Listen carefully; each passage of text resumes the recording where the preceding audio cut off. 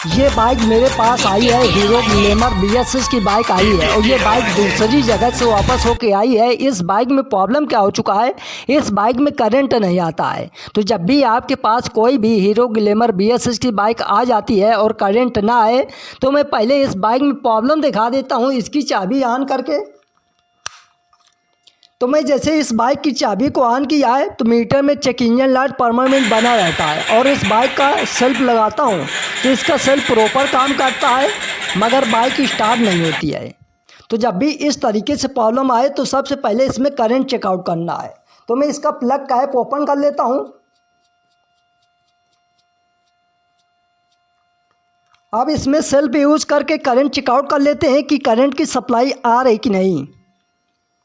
तो मैं इस बाइक का सेल्फ लगाता हूँ तो इस बाइक में बिल्कुल भी करंट नहीं आता है। तो कभी कभी मैग्नेट के अंदर वन वे लगा होता है, वो ख़राब हो जाने के कारण सेल्फ यूज करने पर करंट नहीं आता है। तो मैं इस बाइक में केक अप्लाई करके देख लेता हूँ। तो इस बाइक में केक भी अप्लाई करता हूँ, फिर भी बाइक में करंट नहीं आता है।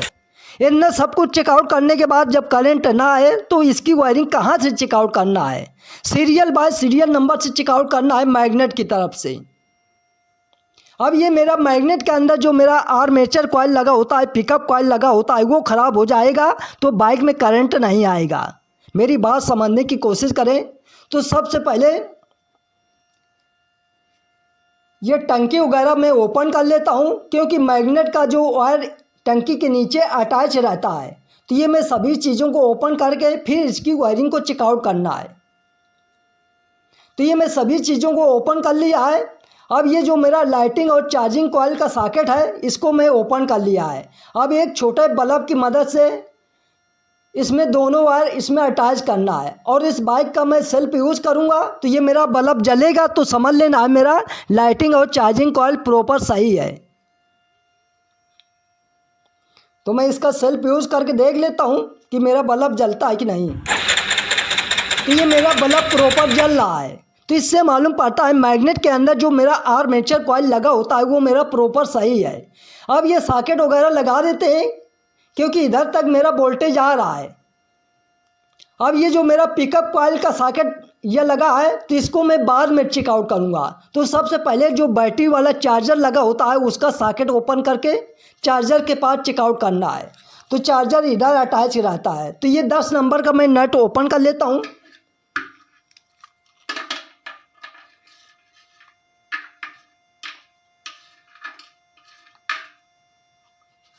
तो ये 10 नंबर का नट ओपन करने के बाद ये मेरा चार्जर लगा होता है इधर।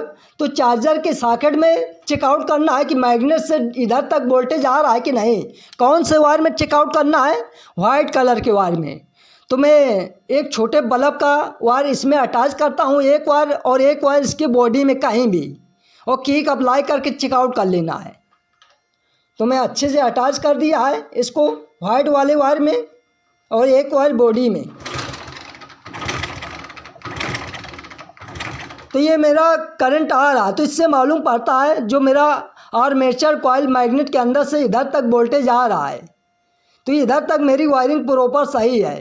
अब इसमें बैटरी का चेकआउट कर लेते हैं कि बैटरी का वोल्टेज आ रहा है कि नहीं। जो मेरा रेड वायर होता है तो मैं उसमें डायरेक्ट वोल्टेज आता है, मेरा बल्ब जलना चाहिए इस तरीके से। तो ये मेरा बल्ब जल रहा है तो बैटरी का वोल्टेज भी आ रहा है बैटरी चार्जर के पास। इनने सब कुछ चेकआउट करने के बाद अब ये चार्जर सॉकेट वगैरह लगा देना है। लगाने के बाद ये इलेक्ट्रॉनिक कार्बोरेटर में ECU लगा रहता है। तो सबसे पहले मैं इलेक्ट्रॉनिक कार्बोरेटर को ओपन कर लेता हूँ, क्योंकि वीडियो बहुत लंबी हो जाती है।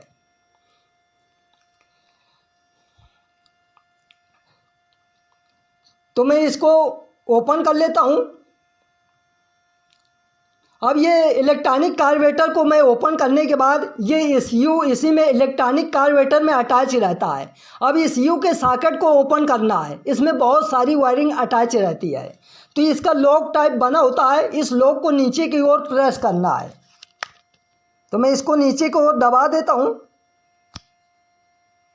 तो ये सॉकेट निकाल आता है। अब इसमें बहुत सारी वायरिंग अटैच रहती है, तो इसमें कौन से वायर में चेकआउट करना है।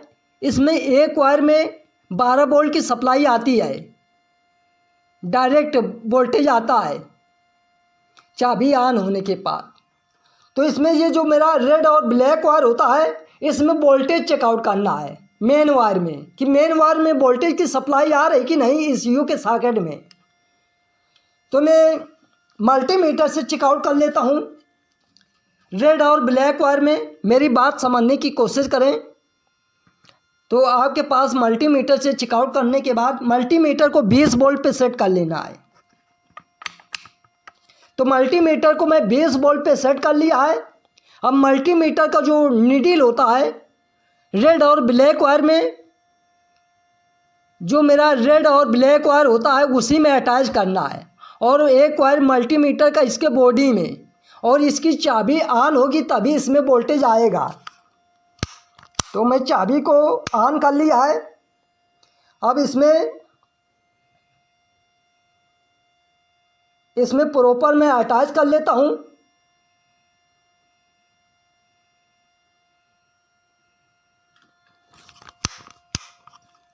तो अभी अच्छे से अटैच नहीं है, अब आएगा वोल्टेज। तो इसमें 12 वोल्ट की सप्लाई आ रही है रेड और ब्लैक वायर में ECU के सॉकेट में। चाबी ऑन होगा तभी इसमें वोल्टेज आएगा। मेरी बात समझने की कोशिश करें। अब इससे मालूम पड़ता है मेरी इधर तक वायरिंग भी सही है, ECU के सॉकेट में वोल्टेज भी आ रहा है, हर जगह से वायरिंग भी मैंने चेकआउट कर लिया है, फिर भी बाइक में करंट नहीं आता। तो इसको पिकअप कॉइल को एक बार चेकआउट कर लेता हूँ। कभी कभी पिकअप कॉइल ख़राब हो जाने के कारण बाइक में करंट नहीं आता है। तो मल्टीमीटर को 200 ओम पे मैंने सेट कर लिया है। अब पिकअप कॉइल की रीडिंग चेकआउट करना है। तो पिकअप कॉइल की रीडिंग कितना आना चाहिए, क्योंकि मैं दूसरी गाड़ी का चेकआउट किया है। तो पिकअप कॉइल की रीडिंग आना चाहिए 125, 124, इस तरीके से रीडिंग आ रहा है तो फिर मेरा पिकअप कॉइल सही माना जाता है। तो इसमें मल्टीमीटर के पिकअप कॉइल के सॉकेट में दोनों मल्टीमीटर का वायर अटैच करता हूँ। तो इसमें कुछ भी रीडिंग नहीं बता रहा है। तो इससे मालूम पड़ता है मैग्नेट के अंदर जो मेरा पिकअप कॉइल लगा होता है वो मेरा ख़राब हो चुका है, या फिर उसके अंदर कोई कण वगैरह चिपक चुका है। जो इंजन ऑयल में छोटे छोटे रेशा होते हैं वो चिपक जाते हैं, तब भी इधर वोल्टेज नहीं आता है। तो ये मैं मैग्नेट का कवर ओपन कर लेता हूँ। तो 8 नंबर के ये सभी नट ओपन करने के बाद फिर कब पिकअप कॉइल चेकआउट करते हैं। तो ये मैं ओपन कर लिया है। अब ये मेरा पिकअप कॉइल के जो इसमें बहुत छोटे छोटे जो मोबियल के रेशा होते हैं वो कण इसमें बहुत ज़्यादा चिपका हुआ है, और वही चिपका होने के कारण मल्टीमीटर में इसका रीडिंग बता नहीं रहा था। तो मैं इसको अच्छे से क्लीन कर देता हूँ, और क्लीन करने के बाद फिर चेक करते हैं। अब मल्टीमीटर के पिकअप कॉइल की रीडिंग चेकआउट करता हूँ तो इसमें रीडिंग प्रॉपर बता रहा है, और पहले उधर चेकआउट करते तो उधर रीडिंग नहीं बता रहा था।